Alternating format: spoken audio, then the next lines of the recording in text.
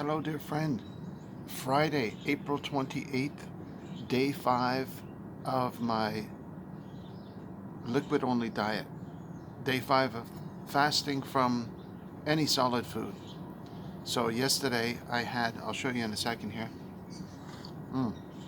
Great coffee. It's chilly. I'm still having coffee with milk and I added a touch of sugar, so I'm cheating. But I had one of these yesterday. This is a little one of those mini yogurts, right? And so I had that in the morning, and it's I cheated because it's solid food. It's not solid. I don't have to chew it. So, and my mind played tricks on me because it said, "Oh, I better have that before the expiry goes." You see how your mind can be weakened by its own reasoning. But I'll have another one today because I figure it's still not solid food where I have to chew. See, now I've got some skin in the game. This is day 5. My weight has gone down from 200 to 194. However, if I were to have a single meal, like let's say eggs, toast, with a full breakfast type of thing, I would easily gain back those 5 or 6 pounds in a single meal. How is that possible? From drinking water and so on and so forth. And if I were to eat like 3 meals today, I would easily gain 10 pounds. That means I would go from 200 to 205.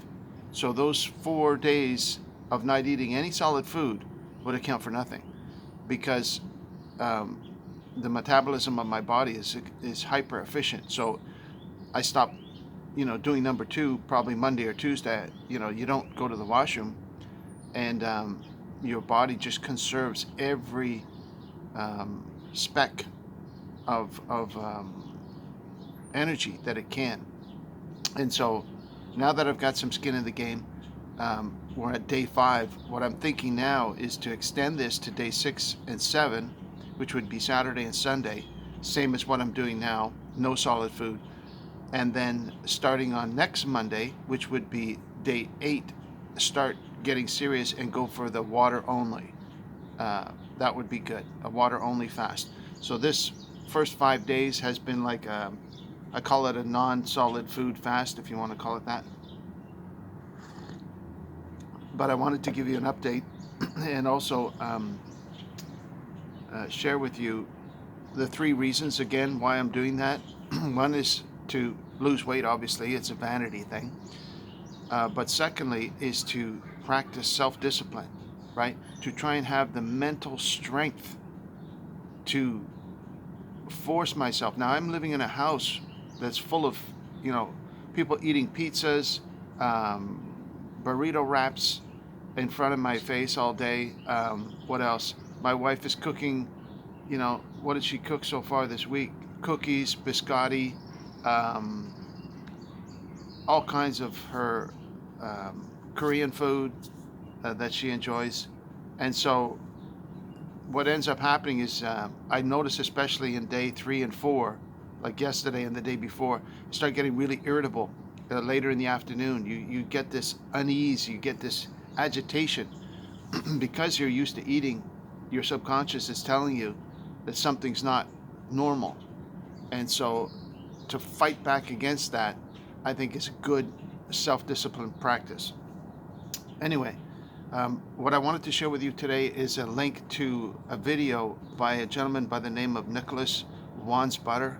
He is a lawyer from Stratford, Ontario, very smart guy, and a guy who I have utmost respect for. I watch his videos as often as possible, and usually he's talking about legal issues in Canada particularly, right?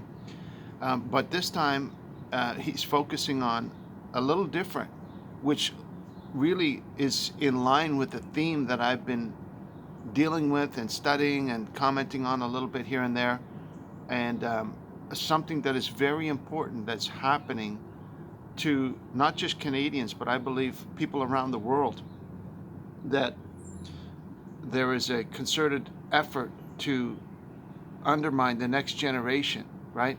there was a quote that, uh, what was his name? I forget his name now, but it's in my previous video. Sorry, early in the morning, my brain's not working. But he said that we don't need your guns. We don't need to take your guns if we have your children. This is a quote that he said. And it really jumped out at me. It made me think, say, that's interesting, right? What are the forces behind this subversion that's happening in our educational system? And, I was thinking that people think, oh, well, I don't have to worry about that because I have a strong relation with my children and I teach them at home. Do you think that if your child is in a class of 30 kids and they're in there with a psychopathic lunatic for 6 hours of the day, that they're going to escape being scathed? Would you let your child be taught under Charles Manson for 6 hours a day, or Jeffrey Dahmer for 6 hours a day, or Karla Homolka for 6 hours a day? I don't know. Take your pick, right? Would you want your child to be taught under somebody like that for 6 hours a day? Well, the teachers that are being hired now, in both at the trustee level, who are dictating the curriculum, and the individual teachers that are being hired, are psychopathic lunatics. You can see that their goal is to subvert and pervert and instill deviant, messed up ideas at every opportunity. Now, not all the teachers are like that, I realize, but you only have to see, it's hard to not see that they're out there, and they're easily identifiable. They let themselves be known, right? Because of the subversive influence of the Luciferian forces that are trying to take over the next generation. Now, I don't know what it's like in other countries, but I believe that it's particularly attack on Western society, and the only solution is, well, I'm going to let you watch the video from Nicholas Wansbutter, because he can detail it a lot better than I can. He gives a 3 or 4 step solution of how we can combat this Luciferian vanguard, this satanic push that is currently happening across the country. It's happening in region of Waterloo. It's happening in Ottawa, and I would imagine that it's happening across the country, especially in major cities. And so, hopefully, people will take this to heart for the sake of the next generation that is being held at the mercy of these